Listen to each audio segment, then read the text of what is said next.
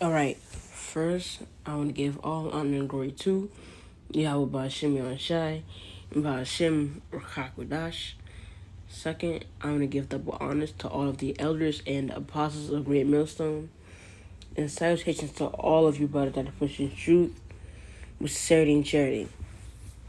All right. So what I want to go into today is my First Kings and the 13th chapter, or more specifically, the story of the man of God out of Judah.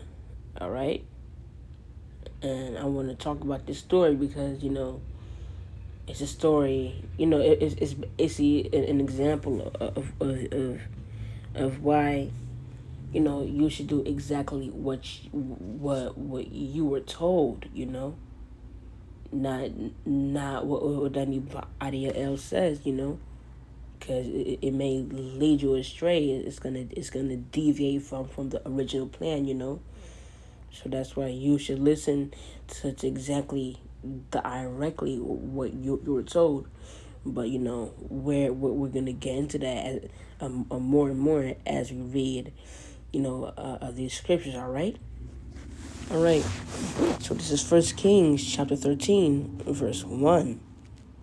And behold, there came a man of God out of Judah, and this man of God is going to be a very important character in this story because he's the example. All right. By the word of the Lord unto Bethel, and Jeroboam stood by the altar to burn incense. And he cried against the altar in the word of the Lord and said, O altar, altar, thus saith the Lord, behold, a child shall be born unto the house of David, Josiah by name. And upon thee shall they offer the priests of the high places that burn incense upon thee, and men's bones shall be burnt upon thee. Verse 3. And he gave a sign the same day, saying, This is the sign which the Lord hath spoken. Behold, the altar shall be rent, and the ashes that are upon it shall be poured out. And it came to pass, when King Salakia, when King Jeroboam heard the saying of the man of God, which had cried against the altar in Bethel, that he put forth his hand from the altar, saying, Lay hold on him. And his hand which he put forth against him dried up. All right. So yeah, man. So my King Jeroboam's hand, when he did that, I imagine, his hand, as a saying, it dried up, but like, I imagine it, looking like it's about to fall off. It looks all shriveled. It probably look like, like a zombie's hand. It look very decayed and just just nasty looking.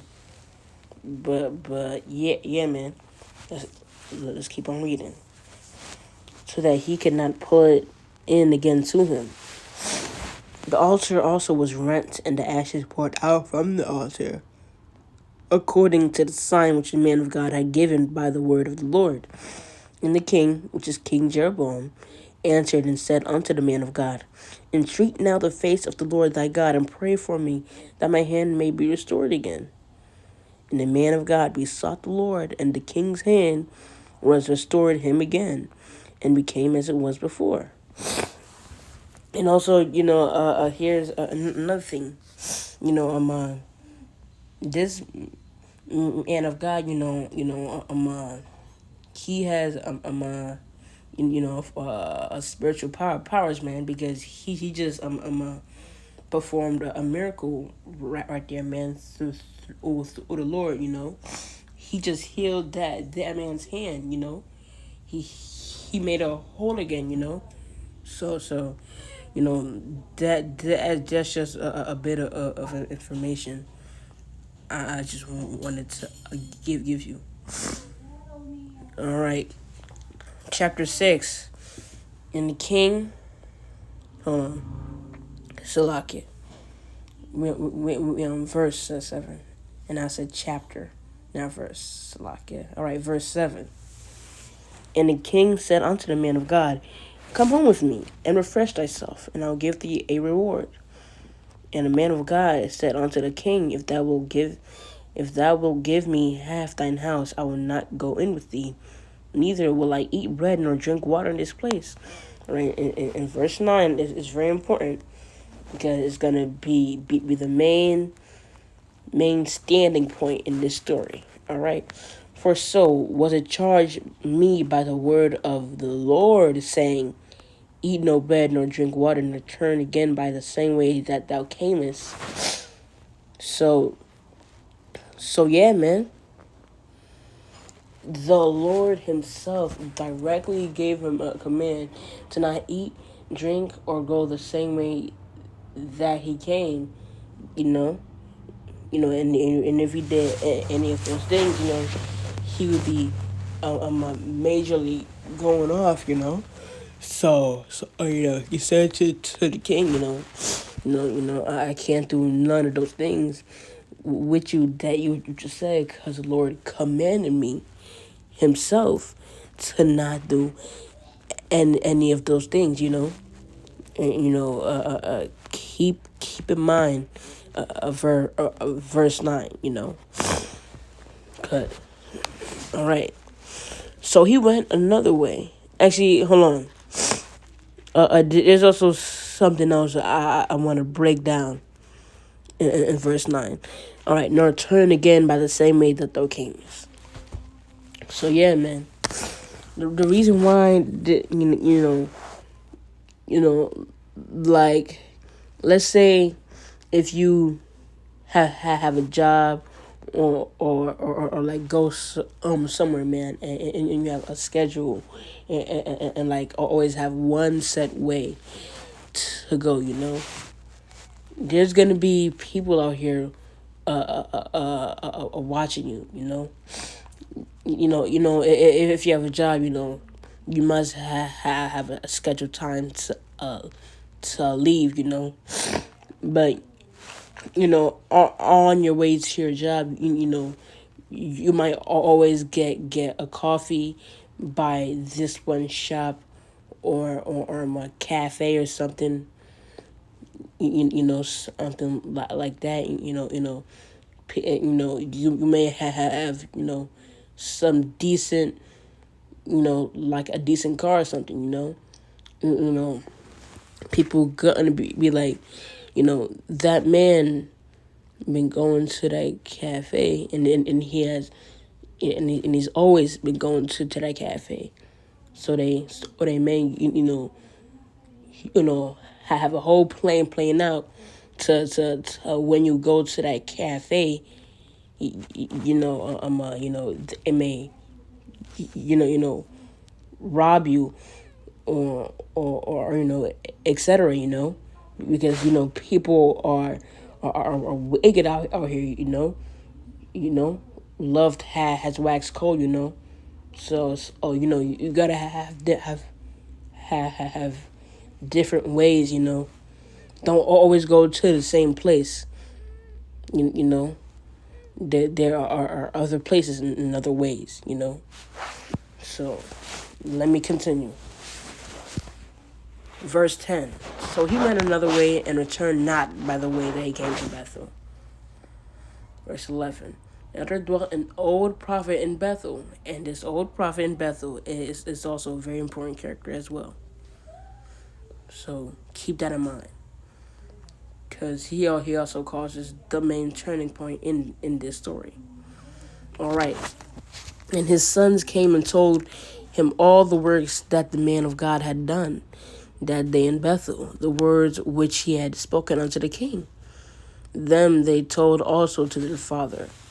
And their father said unto them, what way went he? For his sons had seen what way the man of God went. You see, as I was just saying, the sons was watching this man, All right, which came from Judah. And he said unto his son, saddle me the ass. So they saddled him the ass, and he rode thereon, and went after the man of God, and found him sitting under an oak. And he said to him, art thou the man of God that came from Judah? And he said, I am. All right. Then he said, come home. Then he said unto him, come home with me and eat bread. And he can't do that. Verse 16, and he said, I may not return with thee, nor go in with thee, neither will I eat bread, nor drink water with thee in this place. All right, verse 17, for it was said to me by the word of the Lord, thou shalt eat no bread, nor drink water there, nor turn again to go by the way that thou camest. So yeah, man, he's still sticking to that direct order. He's still sticking to the plan. But as I said, there's this old prophet causes the main turning point of the story. Verse 18 is when that a turning point happens. All right. He said unto him, I am a prophet also, as thou art. And an angel spake unto me by the word of the Lord, saying, bring him back with thee into thy house, that he may eat bread and drink water. But he lied unto him. So this prophet just lied to this man. So for I guess to, because it doesn't state directly in this story why he wanted to do this, and actually I think this man was a test by the Lord, even though it doesn't say that. I think he was a test, because as I am going to read later on, he caused that man of God to go completely off, and I'm a read that in verse 19. All right. So he went back with him and did not and did eat bread in his house and drank water. So yeah, man. Verse 19. This man of God just completely went off track because of someone else said something. This could have went completely the other way if the man of God prayed to the Lord and asked him, if any of these words that the man of God is saying are even true, and this whole situation could have been avoided, because this prophet was lying to him, and the Lord would have revealed that he was lying to him. So yeah, man. That's the man of God's fault for not being wise. All right. Verse 20. And it came to pass, as they sat at the table, the word of the Lord came unto the prophet that brought him back. So yeah, man.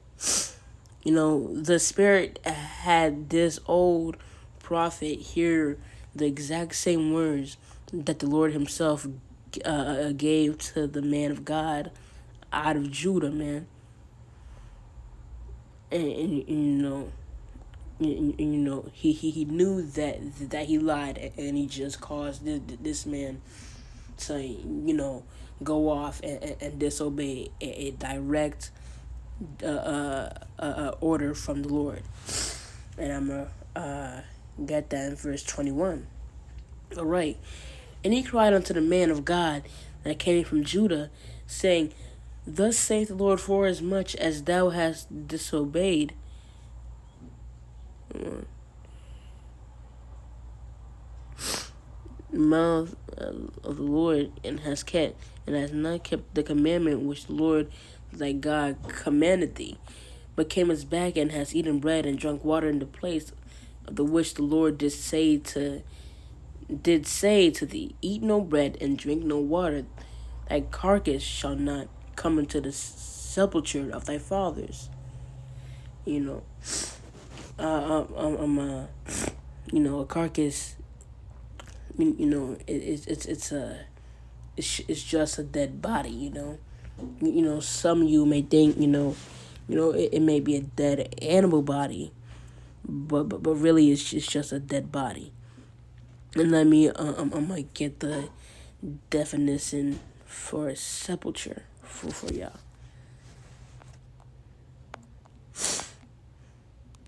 All right, all right. Grave, sepulture, tomb. So yeah, man, it's just a grave or a tomb. All right. And it came to pass, after he had eaten bread and after he had drunk, that he saddled for him the ass to wait for the prophet whom he brought back. And when he was gone, a lion met him by the way. And this lion, the Lord, actually, no. Let me keep on reading that whole verse and then break it down.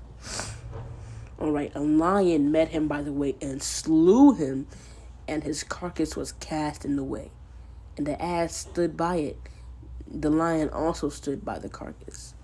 So yeah, man, that lion was the judgment that the man got. Getting torn apart. And I'm pretty sure that's a pretty vicious judgment. A pretty vicious judgment to be torn apart by a whole beast. The lion. A lion is an animal of great power too. If you know a bit about zoology, it's an animal of great power. So getting torn apart piece by piece by a lion. I'm pretty sure that was not the most graceful death. And he didn't even deserve a graceful death. He deserved that judgment. Because he went off, and I'm not even gonna say it's the prophet's fault, because he didn't he wasn't wise enough to ask the Lord if that prophet what was lying to him or not. So that's his fault. He went off because of his what's that word, gullibleness. And let me keep on reading. All right, verse 25. And behold, men passed by and saw the carcass cast in the way, and the lion standing by the carcass. And they came and told it in the city where the old prophet dwelt. Verse 26. When the prophet that brought him back from the way heard thereof, he said, it is the man of God who was disobedient unto the word of the Lord. Therefore the Lord hath delivered him unto the lion, which hath torn him and slain him, according to the word of the Lord, which he spake unto him. Verse 27. And he spake to his sons, saying, saddle me the ass, and they saddled him. 28. And he went and found his carcass cast in the way, and the ass and the lion standing by the carcass. The lion had not eaten the carcass nor torn the ass. So yeah, man. That's how you really know that judgment to get him killed was just for him. All things are because of the Lord, but it could have just been, he was just passing by the way, and a starving lion could have seen him, and ate him up, and also, and I'm pretty sure that lion, if it was really starving, it wouldn't have just went for the man. It would have had, especially went for the horse or the donkey. This the so-called ass, because ass, horse, donkey, you know. So, well, no, a ass is a donkey, you know. So yeah, man. If anything, the line would have been going after the donkey, you know. That's how you know the judgment was just for that man to get killed, because that lion didn't even touch his corpse or carcass, nor did he even hurt the ass, you know, which is it's wild, you know, but it was his judgment to get slain and torn apart. All right, verse 29. And the prophet took up the carcass of the man of God and laid it upon the ass and brought it back. And the old prophet came to the city to mourn it and to bury him. And he laid his carcass in his own graves, and they mourned over him, saying, "Alas, my brother." So yeah, man, this old prophet felt bad, he felt so bad that he had to mourn over him, So yeah, man. All right, verse 31. And it came to pass, after he had buried him, that he spake to his son, saying, "When I am dead, then bury me in this sepulchre wherein the man of God is buried. Lay my bones beside his bones, for the saying." Actually, hold on, wait, yeah. So he felt so bad that when he died, he wanted to be buried right next to this man. He felt horrible.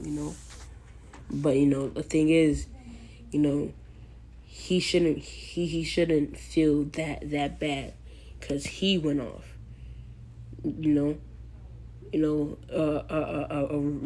Realize this old prophet, nothing has been done to him except him feeling guilty. This man, it's not like he's been stricken with disease or a terrible judgment.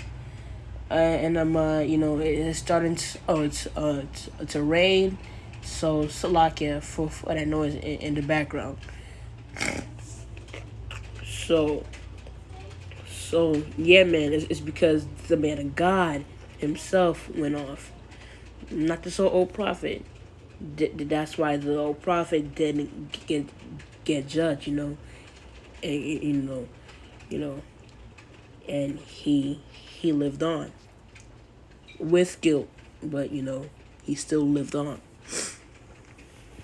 All right, verse 32. For the saying which he cried by the word of the Lord against the altar in Bethel, and against all the houses of the high places which are in the cities of Samaria, shall surely come to pass. All right, and that was really, that was the story. You know. I could read a verse 33 and 34, but I really just wanted to go to go into the story of the man of God out of Judah, because that's why you gotta listen to what you're directly told. Do not deviate from the plan if somebody tells you another way to do it, because then it could just mess things all up, and now you in the wrong, because you ain't just do what you were told. You deviated from the plan, and that's exactly what this man of God did. You know you know you know after this, after he it's like it for any talking in the background, but so yeah, Yeah, Shalakia lost train of thought. Um, uh, um, uh, yeah. In this situation, it could have just been all avoided if this, man of God, would have just asked the Lord if what the old prophet was saying, what was true or not, you know, you know, the Lord, the Most High would have just answered him, it would have just said to him, you know, you know, this man is a liar, he would have revealed the truth, but he didn't even have the wisdom to do that, which is why he ensnared himself, to get that lion killer, he got killed, so so yeah, man, that's all I wanted to get into with the story, and it's a pretty good story, even though I just read it, you should go on and read it too, because it is a pretty decent story, it's a pretty good example and story, you know. With that, I want to say shalom. But first, I want to give all honor and glory to Yahweh, Ba'ashim, Yahweh Shai, Ba'ashim, Rakakudash. Second, I want to give double honors to all of the elders and apostles of Great Millstone. And salutations to all everybody that preaches truth with sincerity and charity. Shalom and a Bob Ball.